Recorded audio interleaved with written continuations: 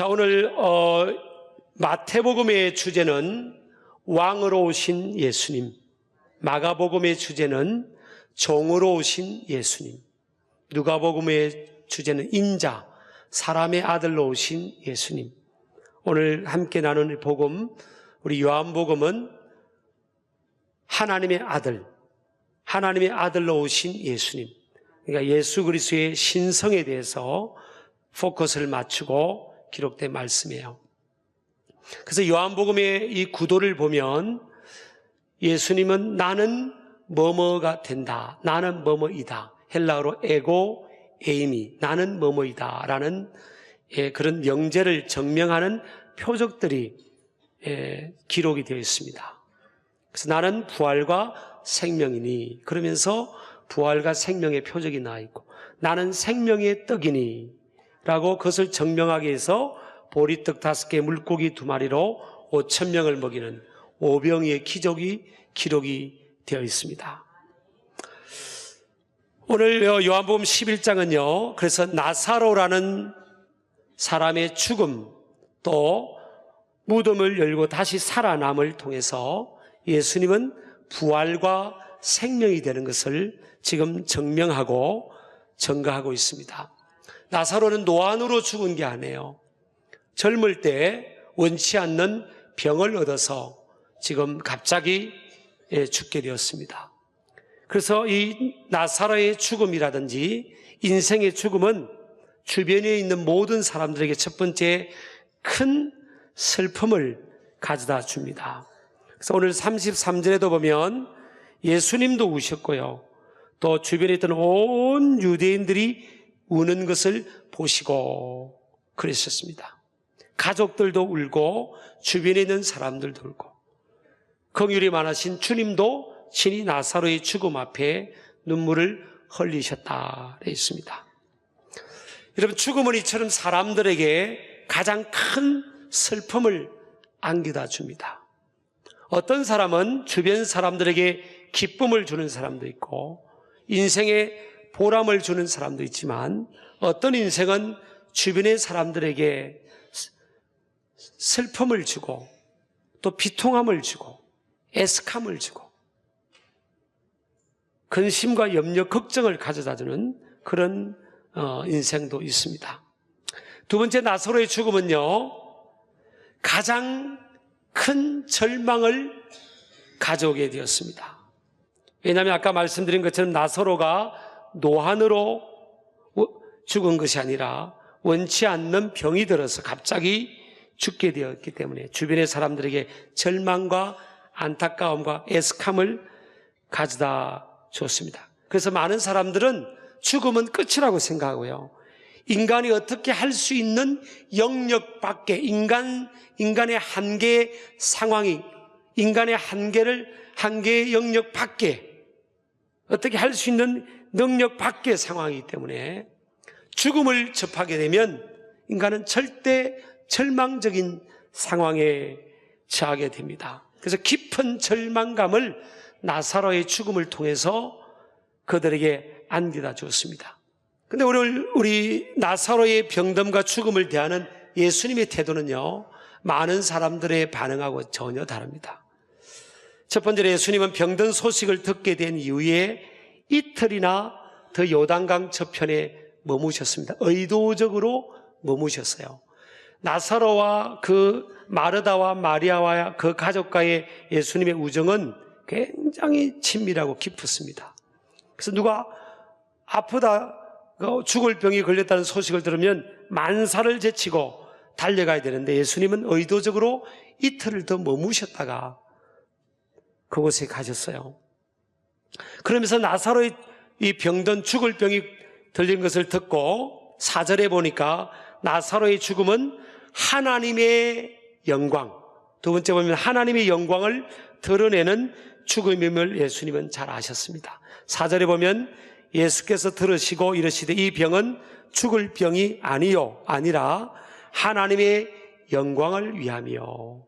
4절에 그렇게 돼 있죠. 하나님의 아들이 이로 말미암아 영광을 받게 하려 함이라 했습니다. 자, 나사로의 죽음은 누구의 영광을 드러낸다고? 두 번째로요, 하나님의 영광을 드러내는 죽음이다 라는 겁니다. 자, 이처럼요, 죽음은 사람에게 가장 큰 절망감과 좌절감, 공허를 가져다 주지만 죽음의 상황이 깨어지면, 죽음이라는 이 권세가 깨어지면 하나님의 영광이 극대화가 되는 거예요. 아멘. 여러분요, 한 사람의 삶과 죽음에는 주님의 말씀처럼 하나님의 섭리가 깃들어져 있습니다. 자, 예수님께서 그랬잖아요. 나사로가 죽을 병이 걸렸는데 이 죽을 병을 통해, 또 나사로의 죽음을 통해서는 뭐예요? 4절에 보니까 하나님의 영광을 드러낸다. 하나님의 영광을 위한 거다. 예수님께서 이미 뭐예요? 나사로가 죽었다가 살아날 것을 주님이 아셨잖아요. 하나님의 영광이 드러나는 거예요.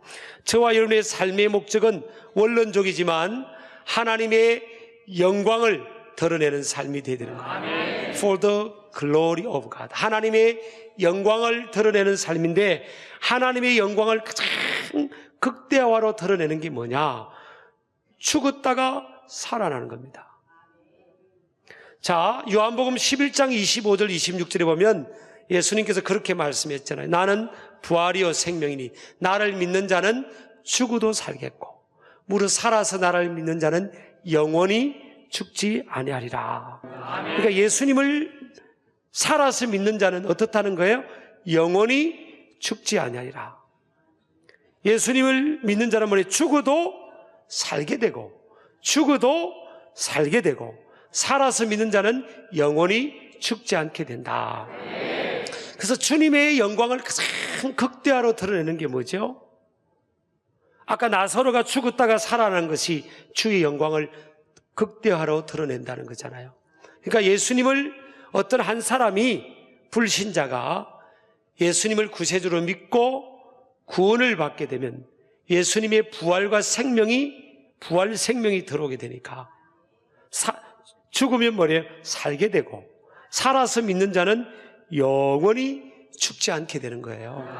그러니까 죽음의 권세를 예수님 때문에 극복하게 되는 겁니다. 이것보다 더 큰 주의 영광을 드러내는 게 없어요.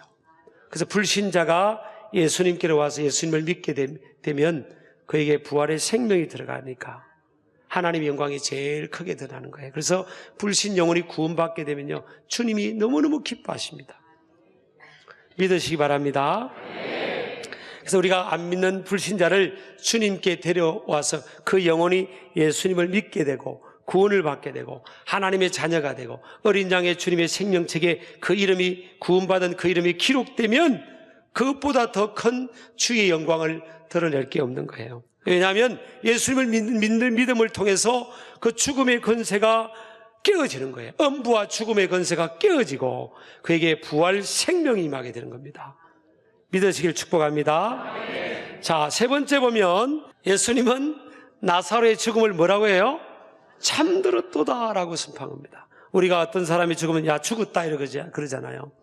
근데 오늘 11절에 보니까 이 말씀을 하신 후에 또 이르시되, 본문 11절을 좀 띄워주세요. 뭐라고 했어요? 우리 친구 나사로가 잠들었도다. 그러나 내가 깨우러 가노라. 예수님은 인간의 죽음을 뭐라고 해요? 영원한 이별이나 소멸로 보지 않고 잠을 자는 상황으로 본 겁니다. 잠을 자는 것은 뭐예요? 다시 깨어나는 거예요. 깨어날 때가 있는 거예요. 여러분, 가족들도 보면 이렇게 삶의 생활의 패턴이 다 다르잖아요. 부부가 동시에 딱 잠을 자나요? 저녁에 잠잘 때, 자, 하나, 둘, 셋, 자자! 그건 아니잖아요. 근데 어떤 사람은 좀 야행성인 기질의 사람도 있고, 어떤 사람은 좀 주행성의 기질인 사람이 있잖아요. 그래서 보면 늦게 자는 가족이 있어요. 보면 가족들이 잠을 자면 저거 죽었구나, 이제 안 깨어나는구나, 그렇게 생각하지 않잖아요. 잠을 자면 뭐예요? 아침에 일어날 것을 알잖아요. 마음이 평안한 마음을 갖는 거예요. 왜? 잠을 자고 있으니까. 잠을 잔 게 영원히 안 일어나는 게 아니잖아요. 이제 때가 되면 깨어나는 거예요. 예수님은 나사로의 죽음을 잠들었도다 이렇게 표현하잖아요. 영원히 소멸되었구나, 끝이 났구나, 우리 친구가 이제 영원히 못 보는구나, 이렇게 생각하지 않고 잠들었다. 그러면서 뭐라고 말씀하죠? 내가 깨우러 가노라. 예수님에게는 뭐예요? 잠자는 영혼을, 죽음을 가운데 있는 그 영혼을 깨우는 능력, 다시 살리는 부활의 능력도 주님께 있다는 겁니다. 이게 주님의 관점이에요. 그래서 저와 여러분도 어떤 사람의 죽음을 바라볼 때 영원한 이별로 바라봐서는 안 됩니다. 부활의 신앙을 믿는, 부활의 믿음을 갖고 있는 저와 여러분은요, 아, 잠을 자고 있구나, 안식하고 있구나, 다시 때가 되면 부활의 주님의 능력으로 그가 살아나는구나, 깨어나는구나, 일어나는구나, 그런 믿음을 갖기를 주의 이름으로 축복합니다. 자, 부활을 믿지 않는 도마라든지 제자들은요, 전혀 다른 반응을 보였어요. 심지어 마르다와 마리아도 나사로의 다시 살아남을 믿지는 못했어요. 그런데 예수님께서는 뭐라고 말씀했죠? 내 말이 내가 믿으면 하나님의 영광을 보리라. 아멘. 우리 아멘 하시기 바랍니다. 아멘. 저는 2000년 전에 이미 예수님 부활하셨기 때문에, 자, 제가 오늘 한 예를 들겠습니다. 예수님이 부활했잖아요. 여기에 이 성경책이 있어요. 여기 이 성경책 안에 제가 주보를 넣겠습니다. 그래서 이제 닫고 포장을 했어요. 포장을 해서 제가 미국에 있는 친구한테 이거를 소포로 붙이면 이 성경책이 미국에 가겠죠? 근데 성경책이 갔지만 성경책 안에 있는 뭐도 가요. 제가 넣어놨던 이 주보도 같이 가게 되는 겁니다. 그러니까 예수님을 우리가 믿는 순간에 우리는 어디 안으로 들어가겠죠? Into Christ Jesus예요. We are coming into the Christ Jesus. 예수님 안으로 우리가 들어간 겁니다. 예수 안에 있기 때문에 예수님께서 부활하심으로 우리도 예수 안에 있는 우리도 부활하는 겁니다. 죽음의 권세, 사망의 권세, 또 음부의 권세를 깨트리고 부활하신 주님이 계시기에 예수님 안에 있는 우리도 부활하는 겁니다. 그래서 예수 그리스도의 부활, 내 부활인 겁니다. 근데 저는 오늘 삶의 현장에 지금 나사로가 다시 살아났잖아요. 엊그저께 전국적 단위에 이제 일간지 기자님이 전화가 오셨어요. 제가 전화를 받았습니다. 전화를 받았더니 그 기자님, 목사님 목회하는 교회에 이제 부활절이 다가오는데 부활의 능력으로 완전히 변화된 사람, 누가 봐도 이 사람은 정말 부활의 능력이 역사했습니다. 부활의 권세가 임해서 저 사람의 인생이 바뀌었습니다. 그런 사람이 있으면 좀 추천해 달라는 거예요. 아마 기사화를 하려고 그런 겁니다. 제가 여기 목양지 와서 얼마 안 됐지만 제가 한번 조사를 한번 해보겠습니다. 뭐 술 주정뱅이가 바뀌었다든지, 도박에 빠져있는 사람이 바뀌었다든지, 또 바람에 빠져있던 사람이 뭐 바뀌었다든지, 이렇게 누가 봐도 변화된 사람. 부활의 능력이 2000년 전에만 집중해서도 안 되고요, 죽고 나서의 부활만 생각해도 안 되고, 부활의 주님이 우리와 함께 하시니까 삶의 현장에서 부활이 일어나야 될 거 아니에요. 오늘 예수님께서 나사로의 무덤 앞에 와서 먼저 돌을 옮겨 놓아라. 그리고 이 돌은요, 또 적용하면 불신앙, 강팍한 마음, 믿음 없는 선입견, 편견, 이런 돌들을 우리가 옮겨 놓고, 그리고 나사로를 향해서 예수님이 큰 소리로 부활의 주님의 음성을 들려주는 겁니다.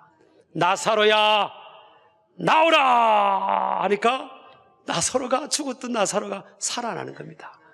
여러분요, 부활의 주님의 음성을 들으면요, 그 영혼력이 살아나는 거예요. 하나님의 말씀은 천지 만물을 창조했잖아요. 살아계신 부활의 주님의 음성이 들려주면 그 인생은 바뀌게 되고 변화하게 되는 거예요. 믿으시기 바랍니다. 제가 할머님이 한 92세 때 소찬하셨어요. 저희 조모님께서. 그래서 이제 고향에 이제 빈소가 차려진 장례식장을 갔습니다. 갔는데 제가 고등학교 3학년 때 짝꿍을 만난 겁니다. 근데 그 짝꿍 이름이 저하고 비슷해요. 저는 이기용이잖아요. 이기용. 근데 그 짝꿍 이름은 이용. 같은 용이에요. 같은 용. 그 짝이었어요. 그래서 용이가 용이와 짝꿍이었어요. 근데 제가 왜 그 친구를 왜 기억을 하는가 하면 그 친구가 이제 헤어질 때, 고등학교 때 우리가 이제 졸업하고 헤어질 때 저보고 그러더라고요. 기용아, 너는 옷만 잘 입으면 참 멋있을 것 같아. 그런 거예요. 그도 그럴 것이에요. 그때 우리 전두환 정권 때였으니까 교복 자율화가 있어가지고 교복을 안 입고 다니고 그냥 사복 입고 고등학교 다니게 됩니다. 저는 그게 그렇게 안 좋더라고요. 옷이 많은 애들이야 무슨 뭐 괜찮지만 우리 같은 사람은 옷이 별로 없으니까 별로 안 좋았어요. 근데 이 친구는 한의원집 원장님 아들이었어요. 제 기억으로. 그래서 지금도 제가 만나보니까 그 아버님이 한의원 하고 계신다고 하더라고요. 한의원집 원장님 아들이니까 세상에 매일 옷을 바꿔 입고 오는 겁니다. 그리고 사시사철 보약을 먹으니까 얼굴이 그냥 뽀얀 거예요. 남자애가 얼굴이 뽀얗고 그냥 우리는 얼굴이 시커멓고 마른 버진 피는데 옆에 있는 내 짝 얼굴이 뽀얀 겁니다. 근데 기억에 그랬어요. 옷도 잘 입고. 그래서 기영아 너는 옷만 잘 입으면 멋일 텐데 그러면 옷이라도 한 벌 주든지. 그래가지고 이제 헤어진 겁니다. 헤어지고 30몇 년 만에 만난 겁니다. 30몇 년 만에. 근데 왜 거기 왔는지 보니까 우리 막내 삼촌하고 무슨 동호회 회원이었더라고요. 그래서 이제 온 겁니다. 근데 그 할머님이 저희 할머니인지 모르고 거기서 만난 겁니다. 그래서 야, 기용아 반갑다. 너 야, 반갑다고 막 반갑게 악수하고 그렇게 하니까 우리 큰딸이 저보고 아빠 저보고 부르고 아빠 이래요. 저분이 누구시냐고 그래요.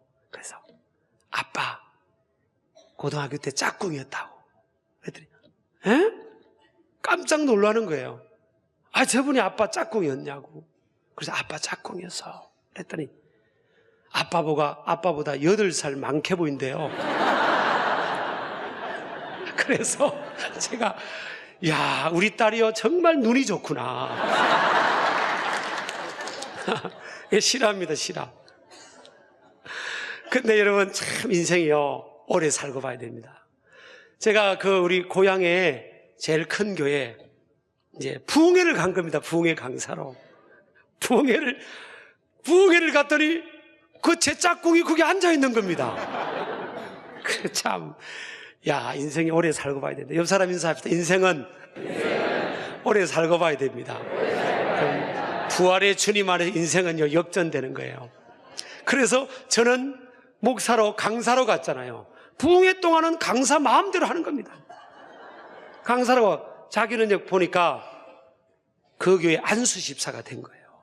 근데 왜 되는 거 보니까 자기 믿음으로 된 것 같지 않고 부인을 잘 만났더라고요. 남자는요 부인을 잘 만나야 돼요. 그러니까 부인이 그 교회 대대로 장로님 가정의 딸이네. 따님. 처갓집이 이제 그 교회 장로님의 딸입니다. 부인을 만나고 부인이 전도해가지고 해서 이제 안수 집사가 된 겁니다. 제가 고등학교 때 그런 또 추억도 이렇게 해가지고 3일 동안 부흥회 하면서 계속 이렇게 세웠습니다. 이용 집사님 일어나세요. 빨리 일어나와 보세요. 빨리 앉으세요. 인생 오래 살고 봐야 됩니다. 자기는요 보약을 먹었잖아요. 보약 사시사철 보약 먹었지 않습니까? 근데 우리도 어느 날부터 보약을 먹은 겁니다. 자기들은요 한의원에서 나오는 보약 먹지만 우리는요 신약 구약을 먹었잖아요. 어느 약이 좋냐, 어느 약이 좋냔 말이에요. 어느 보약이 좋아요, 여러분? 세월이 지나 보니까 이 신약 구약을 못 따라옵니다. 아멘이죠? 참 인생은요 하나님 안에서 바뀌는 겁니다. 그래서 우리 이렇게 술 먹고 전했던 친구가 경아, 야, 너 서울, 너 TV 나오는 모습 보니까 야, 참 멋있더라. 우리 옆 사람 축복합시다. 옆 사람, 우리 집사님, 장로님, 근사님, 우리 교회를 보니까 참 멋있습니다. 옆 사람 보이고 시작. 아멘이죠? 네. 부활의 주님 때문에 우리 삶에 이런 놀라운 변화가 일어난 겁니다. 부활의 주님은요, 이런 knowing about the resurrection of Jesus Christ가 아닙니다. 예수님의 부활에 관해서 아는 것으로 머물고 그렇게 우리의 삶 속에 아무 일도 안 일어나면 그거는 사실 모순입니다. 모순. 세상은 우리에게 그렇게 요청하는 겁니다. 하나님이 살아계시면, 부활의 주님이 살아계시면 좀 보여달라고. 저와 여러분은 그래야 됩니다. 우리 보면 모르겠냐고. 나 보면 모르겠냐고. 동네에서 꿈과 희망이 없이 비참하게 살아가던 우리 인생이 어느 날 부활의 주님 만나고요. 오늘 그 냄새나는 절대 절망을 상징하는 그 나사로의 무덤에서 예수님께서 나사로야 나오라 하니까 그 나사로가 나오고요. 풀어놓아 다니게 하라니까 부활의 주님의 능력 안에서 자유함을 얻고 그런 역사, 저는 오늘의 삶 속에서 똑같이 일어난다고 믿습니다. 죄에 묶여있고 죄의 종로를 타고요, 나쁜 습관에 묶여있고 희망 없이 오늘만 생각하고 살던 우리 인생, 그의 인생 가운데 부활의 주님이 나타나서 그 무덤과 같은 삶, 어떤 그런 인생을 보면 주변의 사람들이, 가족이나 이웃이나 주변의 사람들이 보면 슬픈 인생, 누군가를 보면 슬픈 사람이 있잖아요. 누군가를 보면 안타까운 인생이 있잖아요. 나사로의 무덤을 바라보니까 다 사람들이 슬퍼했고 안타까워했지 않습니까? 어떤 인생을 보면 안타까운 거예요. 저렇게 살면 안 되는데. 그랬던 인생이요, 부활의 주님을 만나니까 기적의 인생으로 바뀌는 겁니다. 저는 우리가 세상을 향해서 우리 교회가, 또 저와 여러분이 부활의 주님의 증거로 우리를 보여줘야 됩니다. 하나님이 어디 계시니, 예수님이 어디 계시냐, 살아계시냐, 나한테 좀 보여달라. 그러면 뭐예요? 야, 나 보면 모르겠니?